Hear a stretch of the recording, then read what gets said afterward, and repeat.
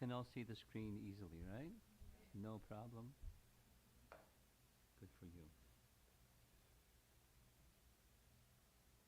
Nama Om Vishnupadaya Krishna Prestaya Bhutale Srimate Bhaktivedanta Swami Niti Namine Namaste Saraswate Deve Gauravani Pracharine Nirvishesha Sunyavadi Paschachate Satarine Jaya Sri Krishna Chaitanya Prabhu Nityananda Shri Advaita Gadadhar Srivasadi Gaura Bhaktavrinda Hare Krishna Krishna Krishna Hare Hare Hare Rama Rama Rama Hare Hare.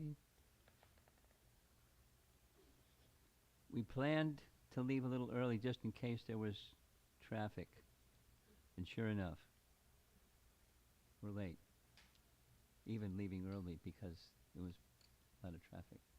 My apology, but somebody else is in control. The Shinga Chaturdasi, much anticipated, wonderful festival. I've been pretty absorbed in, one class after the next, after the next, after the next, describing some details about Prahlad's prayers and the nature of Lord Nrsimhadev. I'll just share one thing that's not in this little set of slides.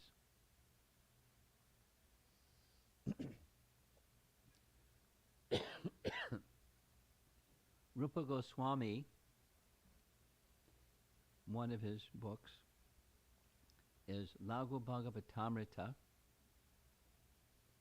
and Laghu Bhagavatamrita has a very specific focus, and that specific focus is describing avatars or forms of the Lord as they appear in this world, and it's lots of nice understanding.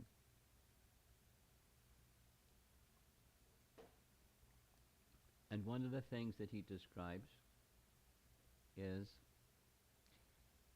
a nice definition of Bhagavan. Since you're all learned devotees, you know what Bhagavan means. One who possesses bhagas. Bhagas means opulences, and according to Parashara Muni, there are 6 principal opulences of Bhagavan. So the general idea is Bhagavan possesses all opulences. However, not all Bhagavans or forms of Bhagavan manifest them in their fullness. Some manifest them partially.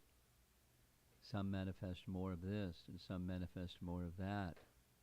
So there's lots of detail and variety amongst Bhagavan forms. However, there's a particular term, parabhavas, which means there are 3 forms of the Lord where the bhagas are manifested in their fullness. And Lord Nrsimhadev is one. Lord Ramachandra is the other, and Krishna is another.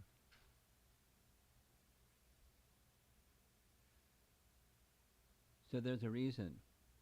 There are many reasons. This is one of those reasons why the appearance day of Lord Nrsimhadev and the appearance day of Lord Ramachandra, along with Krishna's appearance day, are very special for Gaudiya Vaishnavas, or those who are learning about Bhagavan from Rupa Goswami.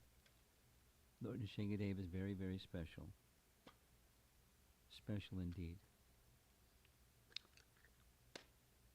Now, this is not that particular statement or teaching of Rupa Goswami is not a crossover on rasa, because the fullness of rasa of Krishna is superlative. That's another topic.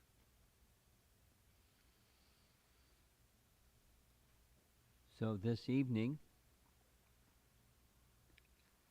at the time of sunset, where it's neither day nor night, is when Lord Nrsingadev makes his appearance. And many of us, I don't know what your practice is going to be here or individually, but many of us will be fasting, and there's different levels of fasting, etc., etc. But the breaking of the feast, breaking of the fast will be this evening at sunset. Naturally, when speaking about Lord Nrsingadev, he appeared because of Prahlad, or the whole pastime of Prahlad was orchestrated for the purpose of Lord Nrsingadev's appearance. So I'm going to spend a little bit of time going through a little background before Lord Nrsingadev appeared. Of course, we can go way, way back, but we'll go back to the appearance of the four Kumaras. The four Kumaras, as many of us know, what's wrong? It's on. It's on.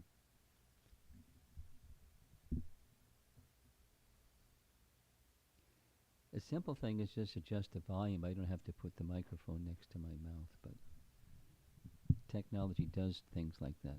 Just adjust the volume. Right? Just ask the president. Just adjust the volume.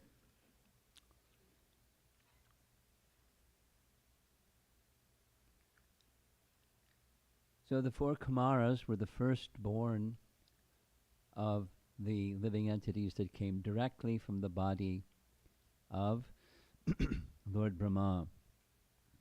And the four names, they're listed here: Sanaka, Sanandana, Sanatana, and Sanat Kumar. And they had mystic powers. They could travel anywhere they wanted, and they did. Not only anywhere within this universe, but even beyond the universe, they were very powerful mystics. And one of the places they went to was the abode of Lord Vishnu. And there they were met by Jaya and Vijaya. And when they were met by Jaya and Vijaya, these two gatekeepers saw these four little naked boys standing at the gate, and they didn't allow them entrance. As you see, they're giving them the hand mudra. You can't come in. Well, there's a little background. Here's a little background. The background is Jaya and Vijaya were not only, this is Vishwanath Chakravarti Thakur. It's an embellishment, but it's nice. They didn't just stay at the gates of Vaikuntha, the seventh gate of Vaikuntha. They were guarding the Supreme Lord, because he doesn't need to be guarded, because where's the opposition in Vaikuntha? But that was their service. So one time, Vishwanath Chakravarti Thakur explains, Narayana wanted to take a nap. Now he doesn't need to take a nap, but it was a pastime to take a nap. And he asked Jaya and Vijaya, please guard the door and don't let anybody enter. Yes, sir. So while he's taking a nap, Lakshmi, the goddess of fortune, wanted to enter. And they said, sorry, you cannot enter because Lord Narayan is taking a nap. And she was very upset. Now, what's the goddess of fortune doing getting upset and being not allowed to enter and all those? It's a pastime. Even in Vaikuntha there's such pastimes. So she waited. And then when Lord Narayan finished his nap, Jaya and Vijaya let her enter. And she entered and came in to see Narayan and told Narayan what happened. And she said, you should punish these two. Now, sometimes a married man is in a conflict because his good wife may want something, but it wasn't contradictory to him because he had asked Jaya and Vijaya, don't let anyone in. He didn't qualify anyone, he just don't let anyone in, and they followed what he wanted. But she wanted that there be some punishment. So the punishment came in the form of their being cast into the material world. But that was Lakshmi's desire. So poor Narayan, he's in conflict with what he had asked Jaya and Vijaya. Meanwhile, the solution came when Jaya and Vijaya, this is again Vishwanath Chakravarti Thakur, because of their intimate service with Narayana, they understood that he has various secondary rasa moods, and one of them is chivalry. It's one of the 7.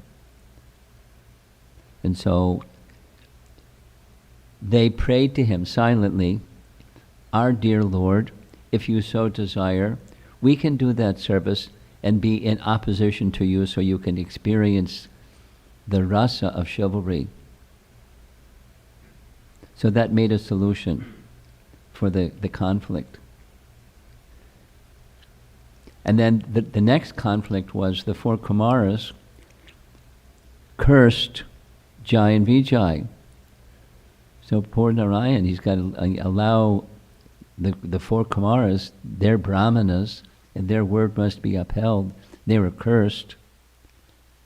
So it's a win-win-win. What's that? Jaya and Vijaya were cursed to enter the material world and be in opposition to Narayana to fulfill his chivalrous desire. The goddess of fortune, Lakshmi, wanted them to be punished, so they were punished. And they got the opportunity to be in a position of conflict with him. So everything was nice. It's a pastime. And it's an extraordinary pastime. Our acharyas repeat this multiple times. It's not the usual way that demons come because of something like this. It's a most extraordinary circumstance. So when they were checked, on the upper left it shows Jaya and Vijaya were taken aback. Because of your qualities of passion and ignorance, you're unfit to live in the shelter of Madhu Dvisha, the enemy of Madhu. Madhu Dvisha. Because here in Vaikuntha, there's no modes of nature, and you're obviously in the modes of nature, and therefore you don't belong here. You take your birth, there's details. So many births as devotees and so many births as demons. They chose the demons because they would come back more quickly. Plus, it fulfilled their desire to be in opposition to the Supreme Lord. So, Jaya and Vijaya descended into the material world on the order of the 4 Kumaras.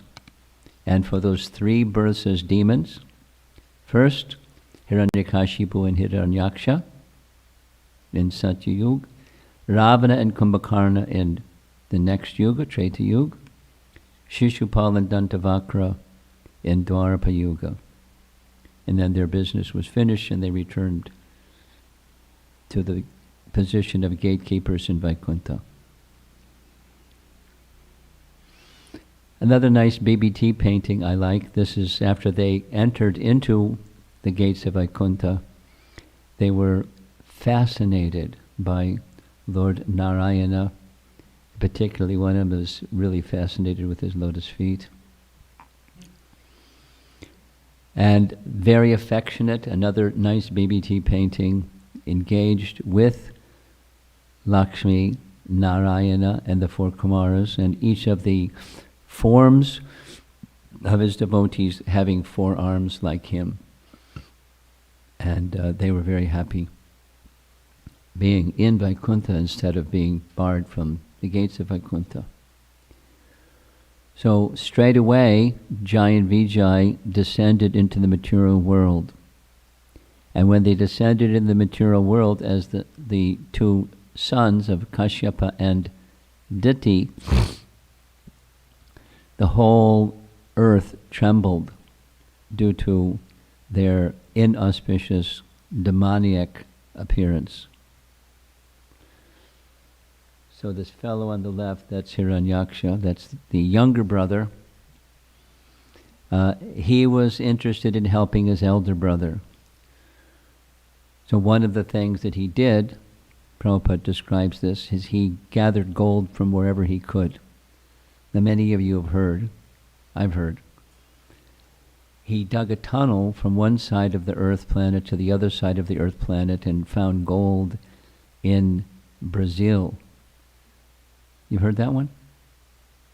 No? Tunnel through the earth from one side of the earth to the other side and got gold from Brazil and carted the gold back to make the golden city for Hiranyakashipu because he liked gold.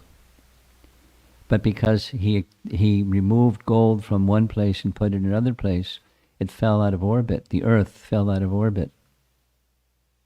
It was imbalanced. And so when it became imbalanced, it plunged into the Garbhodak Ocean. That's what the painting on the right is. That's the Garbhodak Ocean, in case you didn't recognize it. And that's the Earth planet that's going to sink to the bottom of the Garbhodak Ocean.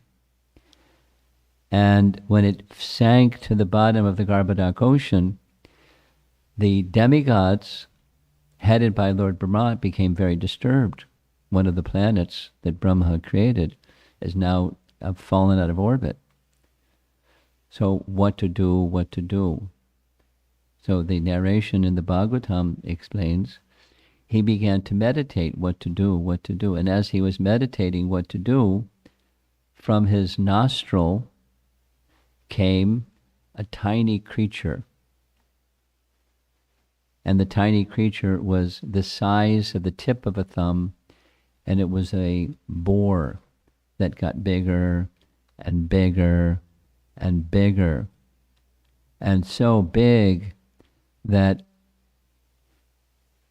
it was a form of the Lord, Varaha, that then descended to the bottom of the universe. On his tusks he lifted the earth planet to bring it back to its proper position. So the Bhagavatam describes Brahma was observing this Lord Varaha becoming as big as a gigantic elephant.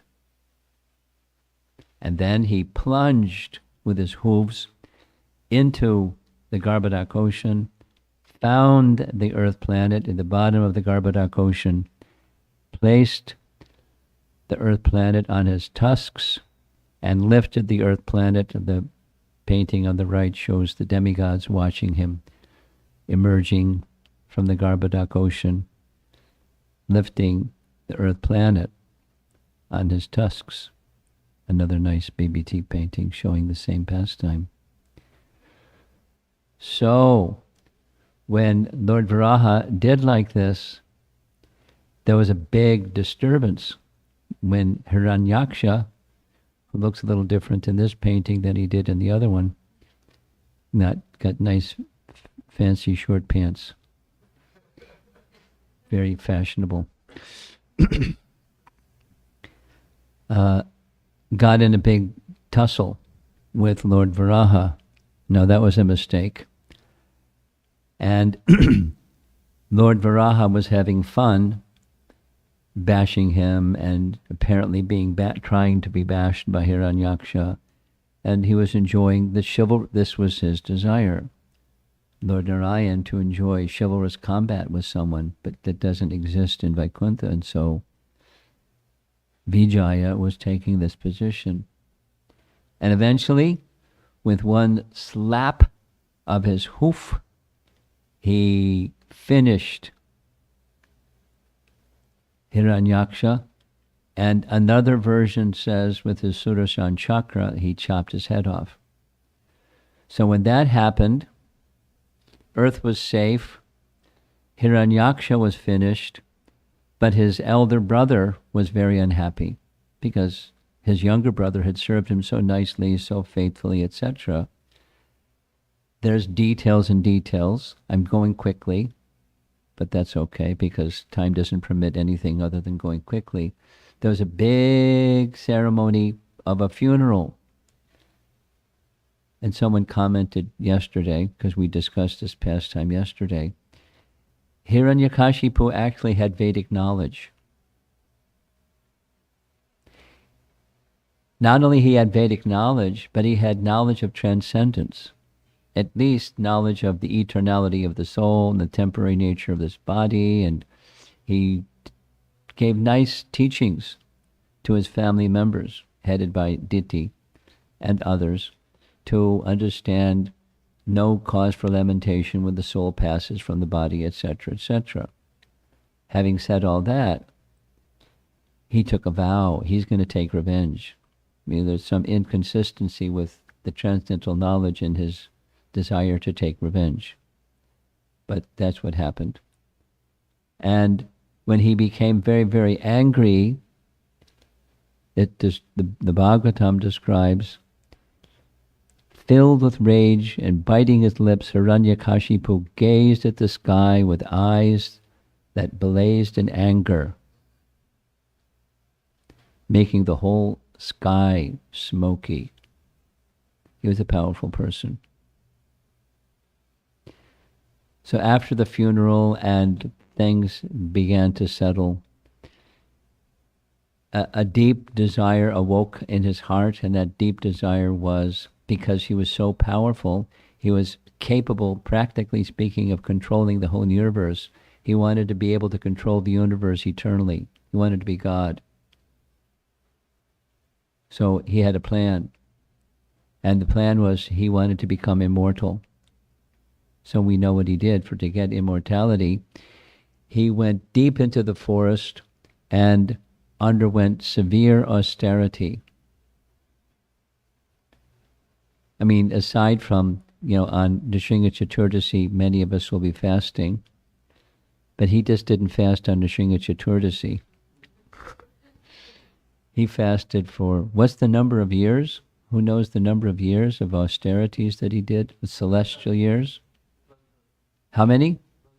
12,000? 12,000? That's the number? 12,000. Do I hear 20,000?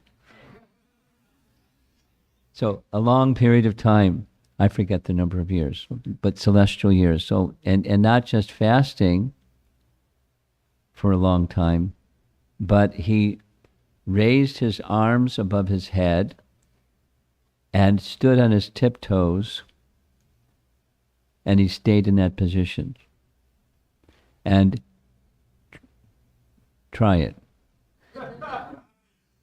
For how long can you stand on your tiptoes with your arms raised above your head? And after some time, it can be cool for a while, but he did with such intensity that it's described in the Bhagavatam that flames were coming from his head. Fire was coming from his head. And the demigods were seeing all this happen.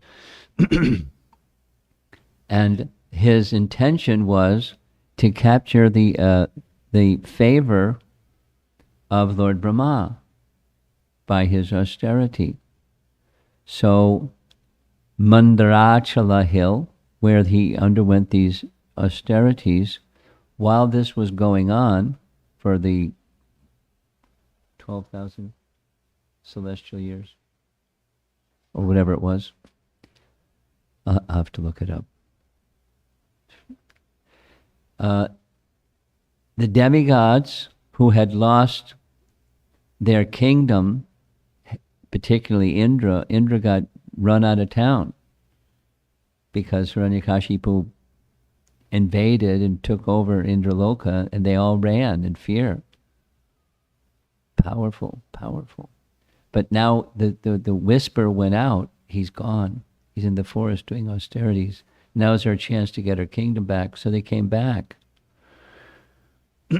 And when they came back, they got the kingdom back, but not only they got their kingdom back, they found the wife of Hiranyakashipu, who at that time was pregnant. And so they got this bright idea that within the womb of Hiranyakashipu's wife was Hiranyakashipu Jr. And so they decided they would keep her under safe guard, and when the child was born, kill the child. This is demigod consciousness. Protecting their kingdom consciousness. So as we see in the painting, drawing, Kayadu is in the center, and to the right is Indra, and to the left behind her is Narada Muni. So somehow Narada Muni knows when to appear at the right time and say the right things and do the right things and make everything nice. So that's what happened. He came in for a landing and said, "What are y'all doing?" And they said what they said. And he explained, no. This child that's within her womb, he's a great soul. And just on the word of Narada, they stopped. They circumambulated Kayadu, turned Kayadu over to Narada, because Narada said, "Let me take her to my ashram, and that the child that's born of her should be protected because he's a great soul." That's all it took. I mean, that's pretty exceptional, isn't it? They had a completely different spirit, and just Narada saying, they stopped. That's a good sign. Very good sign. And she made a request of Narada that until my husband returns from doing his austerities in the forest and returns back to the palace, his kingdom, let this child not be born until he returns. So Narada gave his benediction, and that's all it took. And so Prahlad, being situated within the womb of Kayadu, got the benefit of hearing Narada's instructions to Kayadu. But of course, Narada knew what was going on. Not only she's hearing, but the child in her womb is hearing. And it was on that basis that the bhakta of Bhakta Prahlad became enriched for the whole duration of time. It's a long Bhagavatam class. For the whole duration of time that Hiranyakashipu was engaged in austerities in the forest. And after he completed his austerities in the forest, here's the conclusion of his austerities. For so many, many, many years, standing with his arms raised in the air, his intention was to get a benediction from Brahma for immortality. So as he is standing there with his arms raised, standing on his tiptoes and not eating and drinking, his body became emaciated. And not only his body became emaciated, but ants started to eat away at his body. Now, on the way down, I saw a sign that says, mosquitoes bite. You know what that sign is? On the way, coming down 441. Mosquitoes bite. So when you get a mosquito bite or an insect bite, ouch. But this wasn't just a bite. They're eating his body. This fellow was very austere. His body was gone. But he had mystic capacity such that he sustained his life by circulating his life air within the hollow of his bones. Shoo-wee. That's how he sustained his life. A very determined fellow.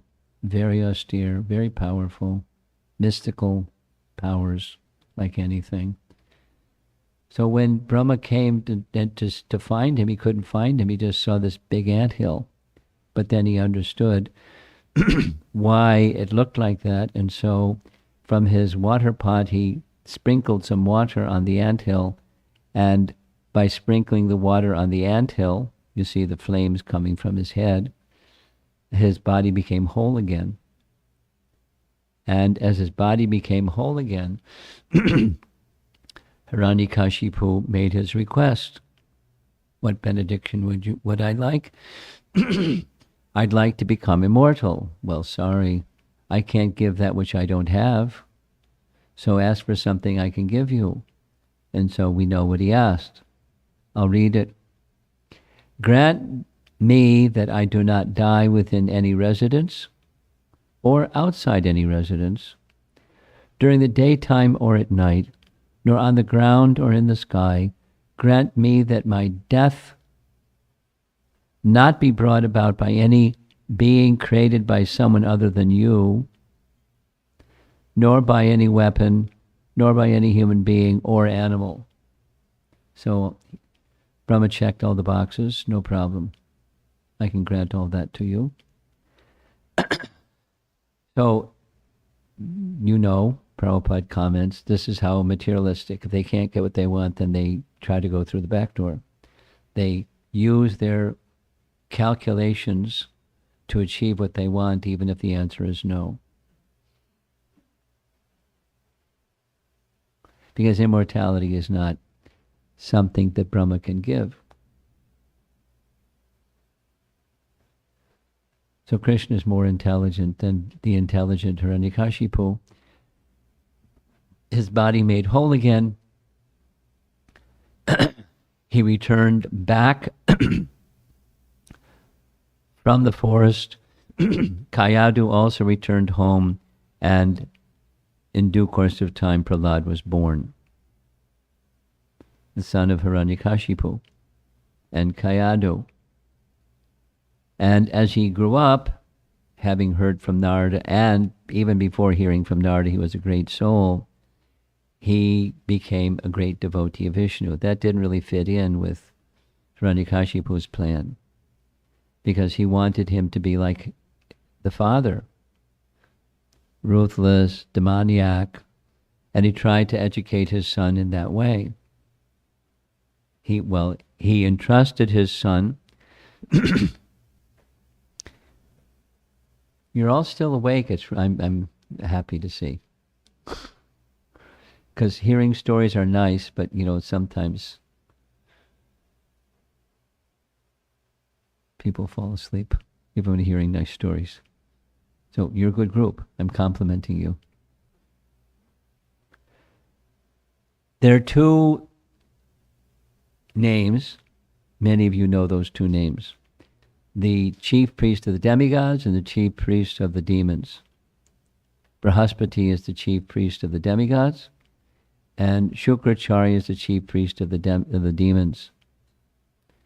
And Shukracharya had two sons, and we're going to hear their name a bunch of times. Shanda and Amarka were put in charge of the Asura Kula.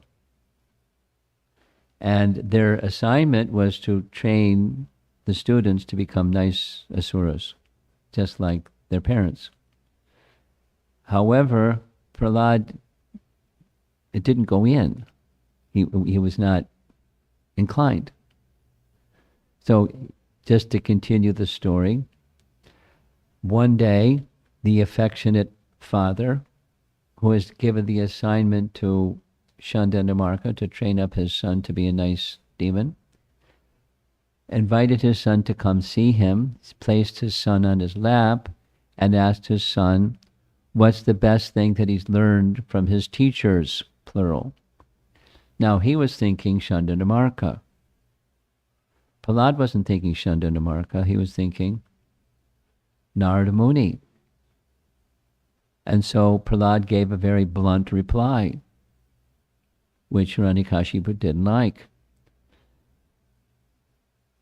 Those persons who have this material consciousness of thinking this is mine and that belongs to my enemy should give up his household life, and go to the forest and worship the Supreme Lord. That's the best thing that I've learned. What? Hiranyakashipu was livid, and he called Shandanyamarka and said, "What's going on? How did this happen? How did you allow this to happen?" They said, "We didn't teach him these things. We don't know where he learned these things." So Hiranyakashipu speculated, maybe one friend in school polluted my son, so you better keep close vigilance and make sure he becomes a good asura. That's your assignment, or else. And so they tried. They took him back and gave him special tutorial lessons in how to become a good asura. But it didn't go in. It didn't go in at all. In fact, he spoke to them in very transcendental terminology that they were shocked. Where did you learn these things? And of course, he didn't say, I learned it from Narada while I was in the womb of Kayadu.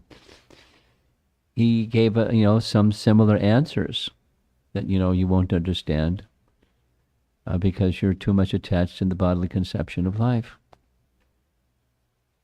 That was pretty disturbing for them to hear. They were frustrated. He wasn't a good student, a good asura kula student. And so the next we hear is episode number 2, where Hiranyakashipu again asks Prahlad, sets him on his lap, "What's the best thing have you learned from your teachers?" And he started describing devotional service. Who knows the verse? Anybody here know the verse? The 9 processes of devotional service that Prahlad recited? Shravanam, Kirtanam, Vishnu. Go ahead. Mataji?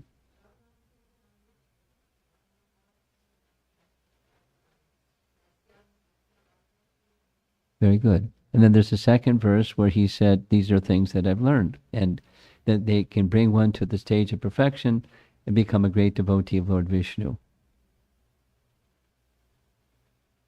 Very unpretentious, very fearless. One might say foolish. Why speak such things before a demon like Hiranyakashipu? There's going to be a reaction. Sure enough, there was a reaction. And he became extremely angry. And he ordered that he should be killed. He was not a nice father. And so the efforts to kill Prahlad were many. There's some very nice illustrations. Being trampled by an elephant, but he ended up being on the head of the elephant instead of under his foot. Being boiled in a vat of boiling oil, and Prahlad just was chanting nice prayers to Lord Vishnu. Being bitten by poisonous serpents, but nothing happened. I like this one. He was ordered to be pushed off a cliff to the jagged rocks below. Here's Vishwanath Chakravarti Thakur commenting. Purposefully, Lord Vishnu didn't show himself till the last moment because he wanted to see what's Prahlad going to do. Is he going to scream? Is he going to cry? What's he going to do? But he just remained very calm, and at the last moment, Lord Vishnu came and caught him. Danger-free. There's the elephant again, and the serpents, and the fire, and the boiling oil. So many ways. The attempt was there to kill him, but he was unkillable. So that gave great fear to Hiranyakashipu. And Shandanyamarka said, don't worry, he's a little boy, he'll get over all this stuff and we'll work him over, we'll take care of him. So what to do? Somehow this boy is powerful, but I have to trust Shandanyamarka. So back in school, and one day Shandanyamarka had to take care of some household duties, and so they left the classroom. And what do kids do when a teacher leaves the classroom? Play. So the boys wanted to play, and Prahlad said, no, no, no. Who knows the verse? Komara acharat pragyo. Go ahead.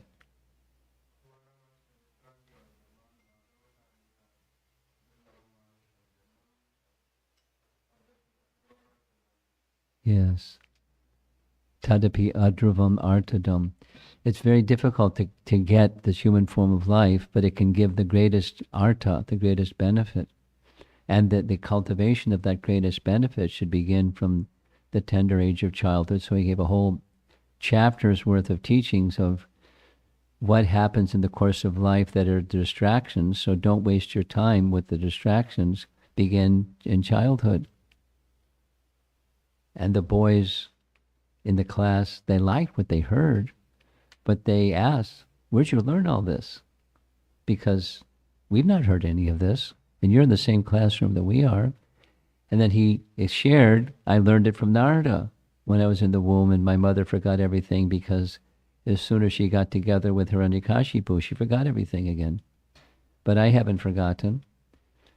And moreover, the goal of life is devotional service to Vishnu, so he engaged them in chanting the holy name. This is in Satya Yuga, but people chanted the holy name in Satya Yuga too. And they liked it. They liked it, but when Shanda and Amarka came in the classroom and saw the boys like this, they went immediately to Hiranyakashipu and said, look what your son is doing. We've tried and we've tried and we've tried. So Hiranyakashipu called for his son and confronted him and challenged him. He's on the one hand, he's afraid of his son. He's so powerful. He tried to kill him in so many ways, but he didn't get killed. So where are you getting your power?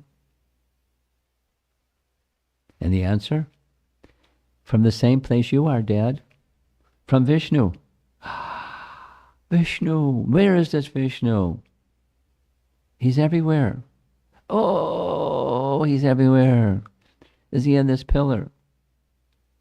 Commentary says, Lord Nrsimhadev peeked from behind the pillar and waved and said,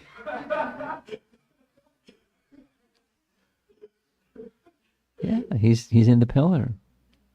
So if he's in the pillar, then let him try to save you. Why is he not present before me in the pillar? And there's Prahlad seeing Lord Nrsimhadev behind the pillar, pointing, look at, there he is. And so, of course, there's different versions. One is he smashed with his sword, another is he smashed with his clenched fist, and the pillar broke open.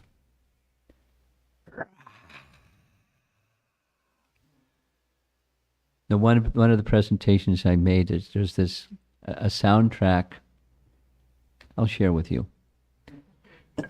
A soundtrack of Hiranyakashipu, Lord Nrsimhadev bursting from the pillar. Once upon a time, I was a new devotee. The temple that I had visited, the Boston temple, it was 1970. In the because I was looking to see about going to grad schools in Boston and just happened to go to the temple. There's some story. And that particular day I went was Nrsimha Chaturdasi, but I didn't know anything about anything. They had a drama about Lord Nrsimhadev's appearance. And I didn't know anything about Lord Nrsimhadev's appearance. I didn't know anything about Nrsimha Chaturdasi. I didn't know anything about anything. And, along the wall of the Alston Street Temple was a tall curtain, very thick curtain that went down to the floor. And I didn't know this, but behind the curtain was Lord Nrsimhadev in the form of Murlidhar Prabhu, who was a Prabhupada disciple, who was a very intense person, at the same time very gentle, very soft-spoken, very kind, but he always played demons in the dramas. And there was a time when there was always dramas. And it wasn't just little kids doing little kid dramas. It was like dramas. So after the arti, they're doing this drama, and it was time for Lord Nrsingadev to appear. And from behind the curtain, his arms outstretched like this, was Murlidhar, roaring so loud. I think that, if my memory is, they also played the sound of the roaring of Lord Nrsingadev, and he jumped around the room, and he grabbed Hiranyakashipu, and he threw him across his lap and ripped him apart, and these things came out of his abdomen, the intestines, and put him around his neck and roared and looked around the room. And these are new people that didn't know anything about anything. And it was fantastic. So I like Krishna consciousness. This is great. Lots of fun. So he came out of the pillar to prove that the Supreme Lord is present everywhere, even within the pillar of the assembly hall. Lord Hari exhibited a wonderful form never before seen. You know, Hiranyakashipu looks pretty astonished. Prahlad looks pretty peaceful. And then a battle ensued between them, and we know what happened. The battle went on because, again, this was the desire of Lord Narayan to experience chivalry, because it doesn't exist in Vaikuntha. It doesn't exist in Vaikuntha, but who is Vishvaksena? What learned devotee here knows who is Vishvaksena in Vaikuntha? Vishvaksena is the commander-in-chief. There's a military. There's no need for military, but it's a service. Vishvaksena is that person. But there's no troubles in Vaikuntha. So this is the Lord experiencing chivalrous rasa, and he played with him like a cat plays with a mouse. You ever seen that? When I was young, we had a male cat and a female cat. And guess what happened? There were lots of kittens.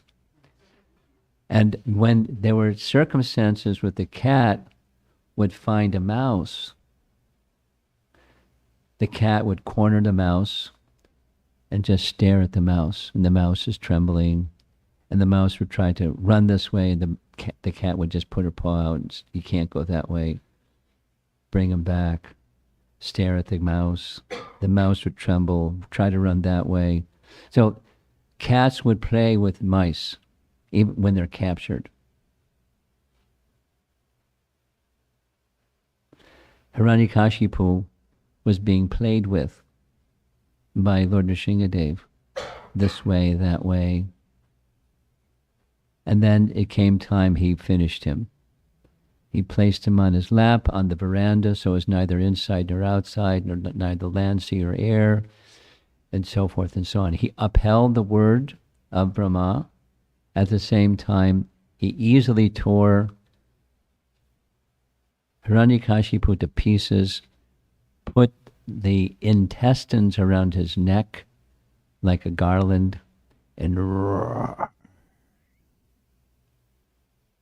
And when that happened, Hiranyakashipu had his buddies, and his buddies all came to the foreground to take revenge. Unfortunately for them, Lord Nrsingadev manifested more arms and a louder roar, and he finished them all. Look at that fellow up in the upper right. He's upside down and being tossed around by Lord Nrsingadev. And the demigods observed all this. This is the demigods on the left and the right. The demigods were very grateful because they had appealed to Lord Vishnu to please protect them from this wicked Hiranyakashipu. And so they offered their prayers, didn't work because he remained angry, and so we know what happened. Even the goddess of fortune, Lakshmi, was afraid of this form. This question came yesterday when discussing this pastime. She had seen this form before. She's the goddess of fortune. She had been with him when other yuga cycles were going on. She saw that form. That form exists in the spiritual world, in Vaikuntha realm. But she was as if she had not seen him ever before.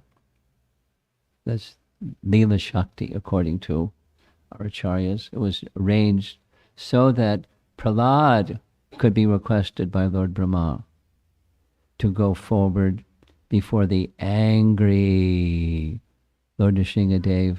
And as soon as he got before Lord Nrsingadev, his anger subsided. He placed his hand on his head, gave benedictions to Prahlad because he wanted him to offer prayers, and Prahlad wanted to offer prayers, so that benedicting hand passed on Brahmagyan. So a little boy that has barely begun school is now going to be able to offer fantastic prayers. So there's pages and pages, 2 chapters of his nice prayers, just in the 7th canto, and then what to speak of other places in the 5th canto Bhagavatam. From Brihat Bhagavatamrita, I'm going to try to wrap up. This is a cut and paste from Sanatana Goswami. Right after killing Hiranyakashipu, Lord Nrsingadev blessed Prahlad to become greater than all other devotees, past and present, including the residents of Vaikuntha, his personal attendants, Garuda, even his beloved consort, Lakshmi. Prahlad is very dear and given special attention by Lord Nrsingadev. And so when we're speaking about Nrsinga Chaturdasi, we have to speak about Prahlad. There are other scriptural references besides the Bhagavatam that speak of this. Here's one from Hari Bhakti Sudodaya. The Lord, who is friendly only to his devotees, then sat down on the ground and put Prahlad on his lap. Gently rocking back and forth, he patted Prahlad with his lotus hand and embraced him repeatedly, as a mother embraces her child. And this reference is drawn from Brihan Narasimha Purana. Lord Nrsingadev licked Prahlad's limbs as an ordinary lioness grooms her cub. And there's a painting of Lord Nrsingadev licking the limbs of Prahlad, with poor Hiranyakashipu draped over the ground over there. Lord Nrsingadev wanted to bestow benedictions upon Prahlad, but Prahlad refused. What did he say? Our relationship is not that of a merchant. I'm not a vanik. Those of you from India, you know the word vanik. Means a business person. Our relationship is not a business relationship. I do this, you do that. Om Jai Jagadisha Hare. It's not like that. Not like that. One thing. You're the master, I'm the servant, there's nothing else. That's Prahlad. He refused the benedictions. Here's a nice description from Vishnu Purana, given by Parashara Muni, the same one that gave these 6 bhagas of Bhagavan, same from Vishnu Purana. Here's a nice prayer, according to the Vishnu Purana, spoken by Prahlad to Lord Nrsingadev. O Master, and all the thousands of births through which I must wander in this world, please let me have unfailing devotion to you, the infallible Supreme Lord. Meaning, devotional service is the best, not wanting liberation or anything material. So we know the things material. Prabhupada specifically, I just listening to Prabhupada describe, there's 3 desires, bhukti, mukti, and siddhi. So mukti is a material desire, sakale ashanta, that makes the mind unpeaceful, ashanta. Bhukti, sense enjoyment. Siddhi, mystic powers. And even liberation, the aspiration for liberation, makes the mind unpeaceful. Prahlad Maharaj fully surrendered at the Lord's lotus feet. If anyone engaged in devotional service of the Lord prays for personal sense gratification, he cannot be called a pure devotee or even a devotee. He may be called only a merchant, engaged in the business of give and take. Similarly, a master who wants to please his servant after taking service from him is not a real master. So he didn't want to take anything, but he wanted to be engaged in service, and he wanted his father to be excused. Lord Nrsingadev said, it's already done, so ask for something else. I want devotional service to you, lifetime after lifetime. The Lord gave him the benediction that he would be the king of the material world until the end of the Manvantar. And that although in this material world he would have the facility to hear the glories of the Lord and depend fully on the Lord, performing service to him in uncontaminated bhakti yoga. The Lord advised Prahlad to perform sacrifices through bhakti yoga, for this is the duty of a king. So he ruled for a long time. Whatever the Lord offered, he was ready to accept. And here's a nice benediction in case you are concerned about family members. It's good to be concerned about family members and be concerned this way. 21 generations are liberated if you become a pure devotee. What happens if you don't become a pure devotee? Well, try to become a pure devotee.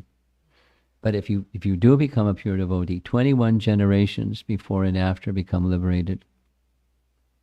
Pretty good. Here's a Prabhupada question. Prabhupada, what kind of liberation? Good question, right? The answer Prabhupada gave is, in their next life they'll get an opportunity to engage in devotional service, which is very special. So here we are. Who knows what happened from some of our ancestors or something like that, but we're engaged in devotional service. It's a great opportunity. And you can't do a better service for ancestors or family members or others than becoming pure in devotion. Isn't that nice? So we're going to end because time is up. In the course of my visit to Alachua, a question came up twice, maybe even 3 times. One of the opulences of Bhagavan is beauty. So where's the beauty in Lord Nrsingadev? You heard that one before? Now you've heard it. Well, take a look at this nice painting. The anger, etc., the roaring, the everything and everything was for the non-devotee, but Prahlad is seeing something else. And the Lord reciprocates with that affection, loving affection, and very, very beautiful affection. Here's a nice painting where Lord Nrsingadev is feeding Prahlad with his hand, like a mother, that same message. Here's the Lord Nrsingadev deity in New Vrindavan. Many of you have been there, and some of you will go there at some point if you haven't yet. Here's Lord Nrsingadev in Sriram Mayapur. Nice story of how that deity became manifest. Here's some scriptures that in detail the pastime of Lord Nrsingadev. One short message is, in different yuga cycles, there are different Prahlads. So there's different descriptions of the appearance of Prahlad. And who was he in his previous life? And that question that people like to ask all the time. So it's different Prahlads and different circumstances. Ours In the Bhagavatam, Canto 7, Chapter 10, Prahlad says that he was sent from Vaikuntha by Lord Nrsimhadev to teach the way of pure devotional service, which he's certainly been doing. Nrsimha Chaturdasi ki jai. So many of you know the story already, and it's nice to hear the story again and again. Chaitanya Mahaprabhu liked to hear the story again and again from Gadadhar Pandit, and I'm not Gadadhar Pandit, but the story is the Srimad Bhagavatam's narration and other narrations. And there's spiritual potency in the sound vibration, clearing away the coverings and the contaminations of forgetfulness and restoring remembrance of the kindness that Lord Nrsimhadev was extending to Prahlad and to those who take shelter of him to this day. He's a very merciful deity. This isn't the time for such descriptions, but there's zillions of descriptions of contemporary circumstances of devotees feeling and experiencing the affection, the kindness, the protection of Lord Nrsimhadev in their life. Real, palpable protection. So he's very kind. So may you all, in the course of today, hear more and become more attracted to the merciful nature, the loving nature, the protective nature of the personality of Godhead in his form as Lord Nrsimhadev. So let's see if there's some discussion or comments, anything you'd like.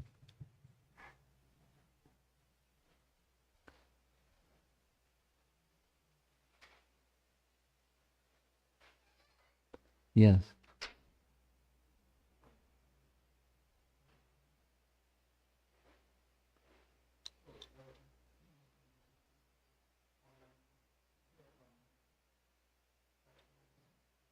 You can do two of them, the online and remote. Mentioned about Vishwakshena being commander-in-chief in Vaikuntha. there's a verse which mentions Vishwakshena as Supreme Personality of Godhead in the Bhagavatam. In the verse is Dharma Sarashtadapam Sham Vishwakshena Hapasya. Yeah, Dotpadaya Yadiratim. So they're different Vishwaksenas. The name is one name, but they're different persons representing Vishwaksena.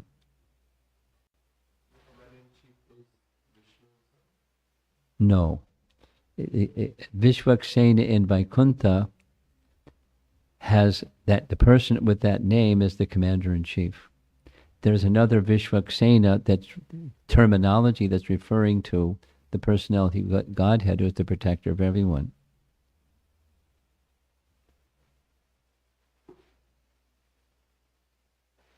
Yes. Go ahead. Just speak. Thank you very much, Maharaj, for this excellent class. I was wondering, I heard that Jaya and Vijaya in Lord Chaitanya's passage were also Jaya and Vijaya. Why not? True, Why not? Yeah, the personalities. I was not a nice answer. The personalities that appear in Gaura Lila have their counterpart in the spiritual realm. So they're worldly pastimes, and yes, they can appear in more than one place, and it's quite okay to do that because they're appearing in Gaura Lila for a similar purpose. And in their case, because of the special mercy of Chaitanya Mahaprabhu, they became devotees. They didn't just get chopped. They became devotees. They didn't get another kind of liberation. They got pure devotion by the mercy of Chaitanya Mahaprabhu. And Of course, Lord Nityananda.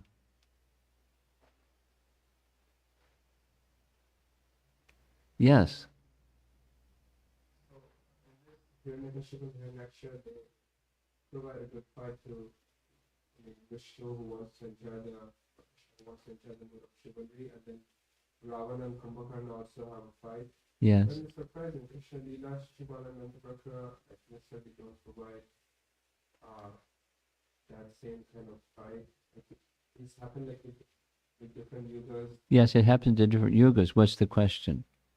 Seems like the level of like how tough the Narasimhas is decreasing. Well, the yugas are passing, and the power also changes. For example, here's a nice example. This is in Ramayana. You ready? Ravana was on a campaign to go challenge every powerful person. Right? Traveled here and traveled there throughout the whole universe. Ravana was very powerful. So one of the places he went was to Sutala, where Bali Maharaj was. And he challenged Bali Maharaj to fight. Bali Maharaj just smiled and said, I'll tell you what, I'll engage in a fight, but I know you like gold, so you want to take this mountain of gold over here? And he said, sure. They tried to lift the mountain of gold, but he couldn't lift it. He couldn't lift it, and he couldn't lift it. And Bali Maharaj laughed. He said, you see that mountain of gold? That's Hiranyakashipu's earring. And when he was killed by Lord Nrsingadev, his earring fell, and it fell down here to Sutala. That's how big was the personality of Godhead. And you think you're big? Better think twice. And so he left without the earring.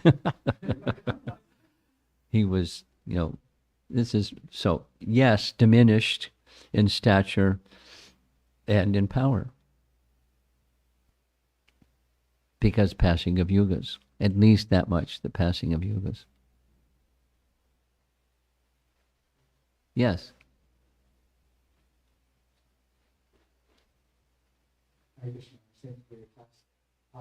Maharaj, in our journey in bhakti, we initially, at least even for me right now, when we pray to Krishna, many times, just to reach out to him, like the Bhagavatam verse says, for different desires, we may reach out to him for protection, for quote unquote mundane circumstances. How do we transition, those prayers from, those mundane prayers to eventually more deepening of bhakti? I have a flashcard for the how-to questions. Here's the flashcard. Sadhu Sangha. I learned it from Jayadvaita Maharaj. And then you can unpack Sadhu Sangha. But, the Sadhu Sangha is the byproduct when faith, Adau Shraddha Tata Sadhu Sangha come together, then what happens? Bhajana Kriya. So it's through the medium. We require Sadhu Sangha to do the how-to procedures, the Bhajana Kriya, and so keep good association. And you just follow the path of the sadhus. In the association of sadhus as best you can. And then slowly, slowly coverings are removed and the awakening of our original Krishna consciousness comes about through sadhu sangha, bhajana kriya, nartanivriti, etc. The coverings become removed. So don't get lost. That the warning here is, don't get lost with subtleties. Take sadhu sangha. Here's another visual image. As you notice, I like visual images. Here's a visual image. Here's a ball of cotton. So my answer to you is, here's a ball of cotton. Now what's within the ball of cotton? There's strands. there's fibers. So you can start taking that ball of cotton and pulling it apart and pulling it apart. And sadhu sangha looks like this and looks like that, looks like that. It's just strands of cotton put together in a ball. And then what do? You put it back together, put it in some ghee, turn it and make a ghee lamp and offer it to Krishna. Metaphorically or visually, that's what sadhu sangha means. So the kindness that comes in the form of sadhu sangha, starting with our founder Acharya, and then exponentially going out, there's many, many, many, many, many ways which sadhu sangha takes its shape in our life and in other person's life. Variety is wonderful.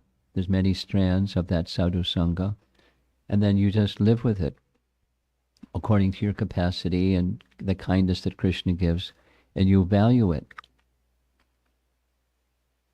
And you serve the sadhus, and you hear from the sadhus, and you do sadhu sangha nicely, and then sure enough, bhajana kriya becomes a little more refined, and that's the how-to. Sadhu sangha. The process of bhakti. Yes.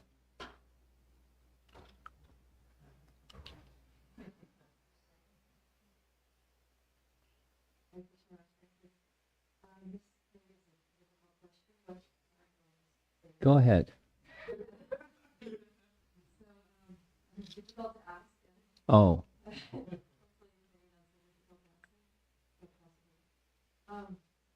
So, in Mayapur we have Narasimha.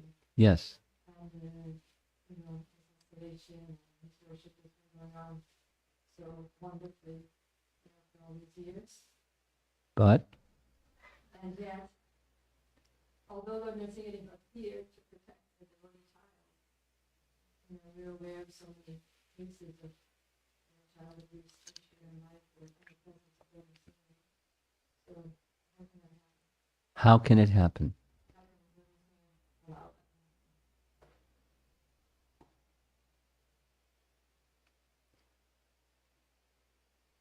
Well, it's not just in Mayapur.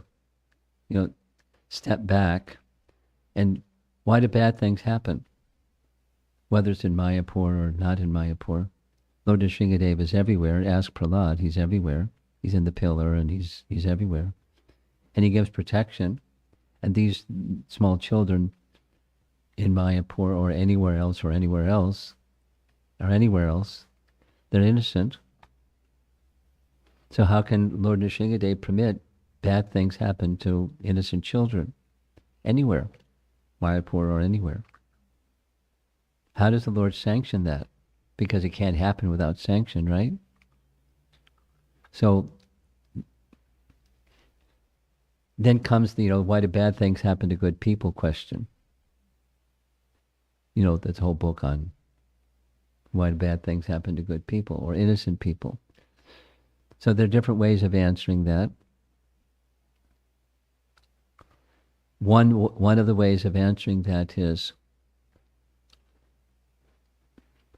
yes, not a blade of grass moves in the whole of God's creation without the sanction of the Supreme Lord, so then why is he sanctioning bad things to children in Mayapur or anything?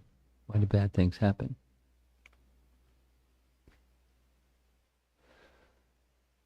Then step back. Why creation? Because in creation there's bad things that happen, and the Lord is sanctioning bad things in creation. So he doesn't interfere with our free will.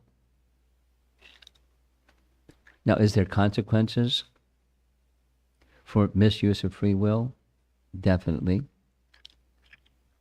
And if one were to look at, why did your question is not why did it happen? Your question is why was there a sanction for it to happen? Because one can say, well, one's past led to this event. Circumstantially, someone who has become a victim may have in the past been an abuser and now becoming a victim, or the other way around. The abused becomes a perpetrator. It's just the ways of this world. So better to not have creation, because bad things happen. But so it's an opportunity, and when opportunity is misused, because it can be misused, opportunities can be misused, then there's consequences for such persons. The laws of nature are infallible, the laws of God are infallible. And the opportunity to misuse freedom comes along with being a spirit soul. And thus creation, because without that desire for being an enjoyer separately from the Supreme Lord, there wouldn't be creation. Or when that desire for enjoyment separate from the Supreme Lord is dissolved, then there's no more material world for us or for such persons.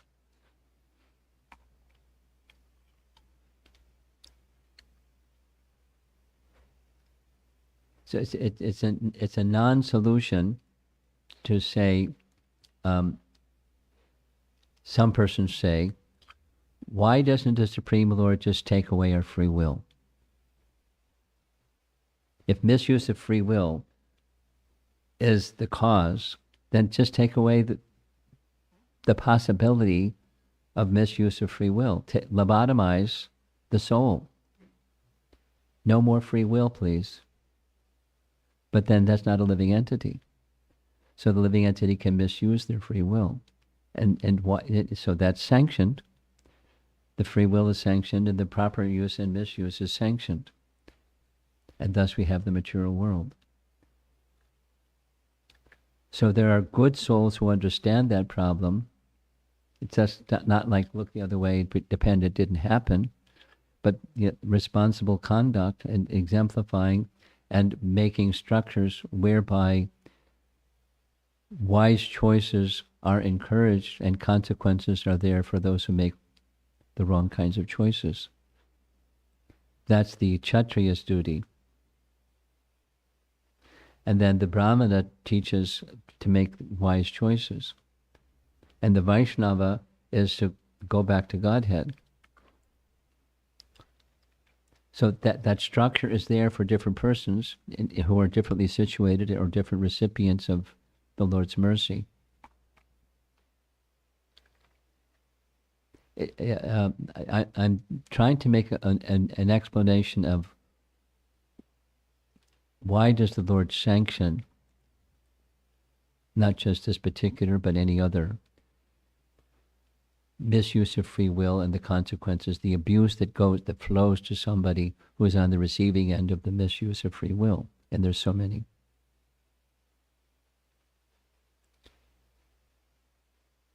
Lord Nrsimhadev doesn't check out. I mean, Hiranyakashipu doing what Hiranyakashipu did before he got to Prahlad was many, many, many people suffered because he was a demon, misusing free will. And is it possible?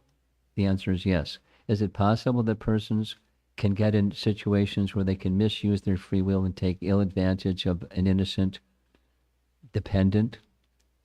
Whether, different categories of innocent dependence. Is it possible?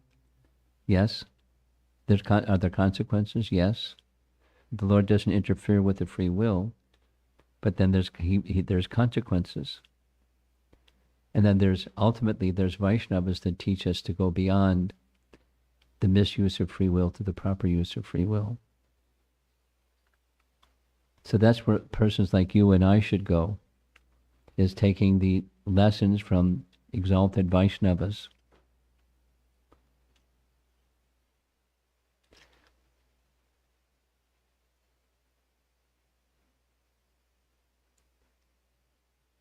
Become liberated and with you take as many persons to that transcendental position where free will is no longer misused. That's what Lord Nrsimhadev wants us to do. Does he sanction other things? Yes. Why? He doesn't interfere with free will.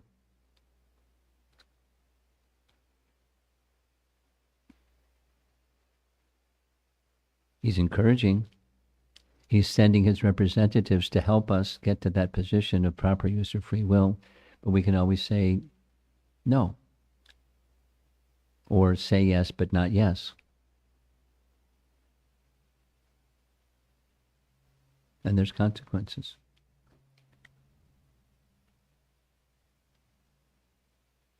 It's not a lovely topic, as the preamble of your question. It's not a lovely topic. Not exactly that he looks the other way and just sanctions something that shouldn't be sanctioned.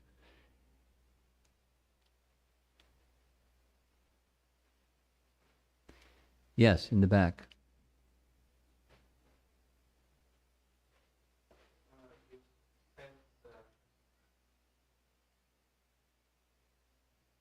Okay, Varaha, like he fought Hiranyaksha, Yes. but because the earth, he said, was restored into an imbalance of like material and wants out to it. So how did killing Hiranyaksha fix that? How did killing Hiranyaksha, what was the last part? How did killing Hiranyaksha fix the problem of the killing of the earth? It was put back in orbit.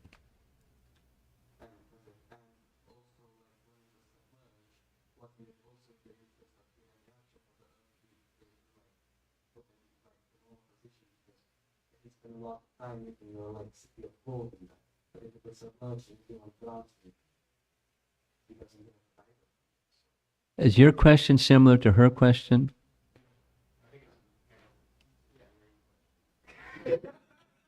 The question is, innocent people on earth were submerged because Hiranyaksha did what Hiranyaksha did. Huh? The question is, if the earth was submerged, Yeah. what would Hiranyaksha do? Oh, he wasn't benefiting from that. He didn't care. Because, oh. So what was the impetus for Hiranyaksha to fight Varaha anyways? Because the earth fell out of its orbit, big deal. And he saved earth from it falling out of orbit, big deal. So why is he having battle with Lord Varaha? Anyways, what was his reason for battle with Hiranyaksha? Hiranyaksha's battle with Varaha. That's your question? That's part of it. Hiranyaksha lives on earth, so if the earth is submerged, and where is Hiranyaksha put all that effort to build a city of gold, so it's his loss also. The earth is submerged. I'm glad you understand the question. My pea brain is having difficulty understanding the question.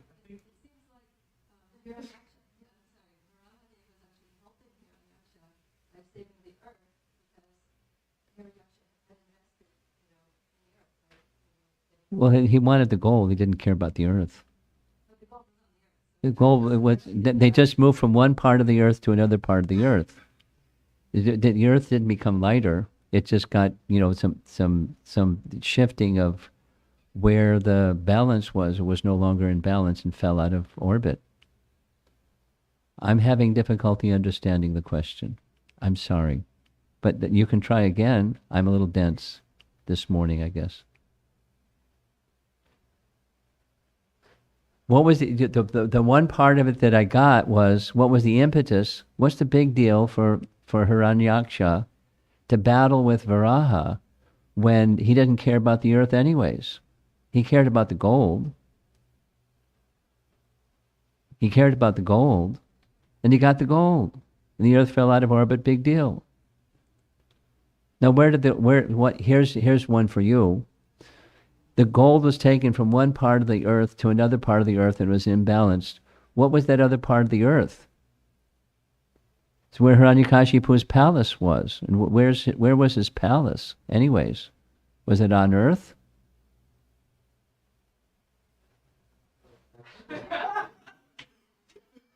Or was it in the heavenly realm? Or, where did that gold go anyways? I don't have the answer to that question, by the way. Well, that's the common understanding, except where was Hiranyakashipu's palace? Was it on earth? And if it was on Earth, then that got submerged. Right? And if it wasn't on Earth, then what's the big deal anyways? Which is what your question is. Why is he having a big battle with Lord Varaha? Because he doesn't care about the Earth anyways. He cares about the gold. Wherever the gold went. If it was on Earth, then he certainly would care about Hiranyakashipu's palace that was on the other side of the Earth planet. Huh? Yeah, so why is he fighting? He's helping his dear brother get his gold kingdom back instead of in the bottom of the Garbadak Ocean. We got a lot of questions without a lot of answers. And, you know, Hare Krishna. I don't know where the gold went. You know, as a new devotee, I remember hearing Prabhupada say that it is said, he didn't verify, it is said that there's a tunnel. You've heard this one?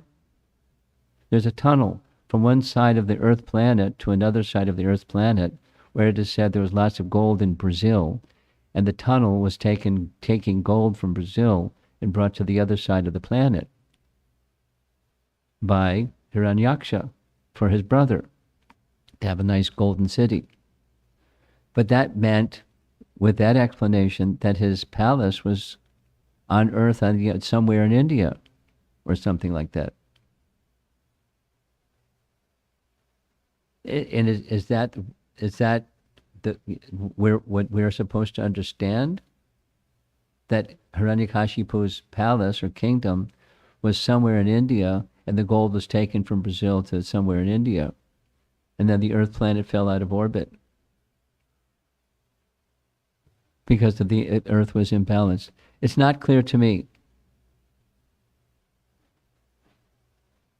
So I'm adding more confusion than clarity.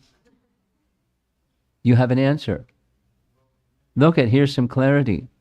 I was just going to try and answer Sean by saying, even if Lord Varaha was maybe helping him by rescuing his golden palace from the ocean, still, Hiranyaksha is a demon, and he wants to be on top. And Lord Vishnu, others say to him that Lord Vishnu is the best, so he's envious. Yeah. Even if he's helping him. Yeah.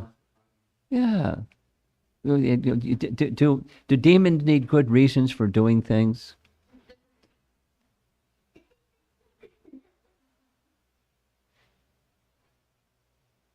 Not the ones I know.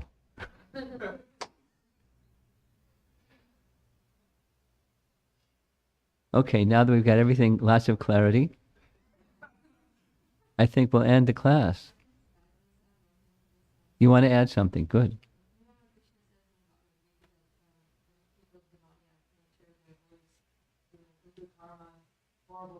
Yes. Destroy the world. Yes. So they have this motive to destroy the world. That's part of what they want to achieve, is destroying the world. So because Rama was saving the world, then he's like, hey, I'm trying to destroy the world.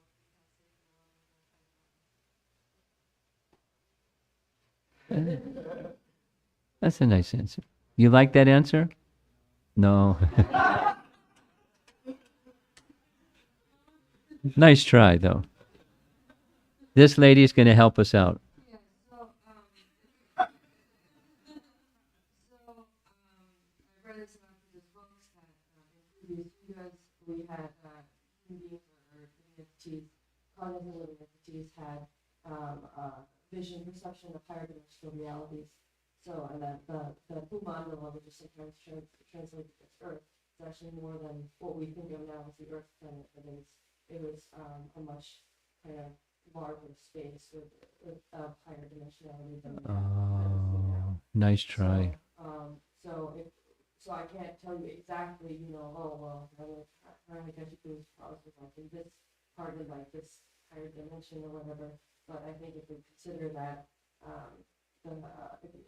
just like the description of the Mandala from the fifth canto is very different from what we now see as Earth, and how the difference might be made by high dimensional realities that people could perceive and interact with in previous years, then that would at least give a little bit of room to understand what is going on in this sense. To support what she's saying, I didn't show them in the slide presentation. Maybe I will for this evening. I'm going to Tampa and going to speak similar topic. But there are paintings of Varaha not lifting the earth globe, but lifting Bhumandala. So artists can only do what artists can do, and therefore they're depicting earth the way that they depict earth. But there are artists that have depicted Bhumandala as that which was lifted. Because from the picture of Vedic cosmology, to support what you're saying, what's below Bhumandala is the 7 lower planetary systems, and what's below those 7 lower planetary systems keep going down, and is the Garbhodak Ocean. If you don't think of the Earth planet as just a globe, which it is, but it's also part of another picture of Bhumandala, without going into further details. It's a very creative answer. Well done. I'd like to end. He doesn't want me to end. It's an online questions. He doesn't want me to end. So I'll yield, and then we'll end. Okay.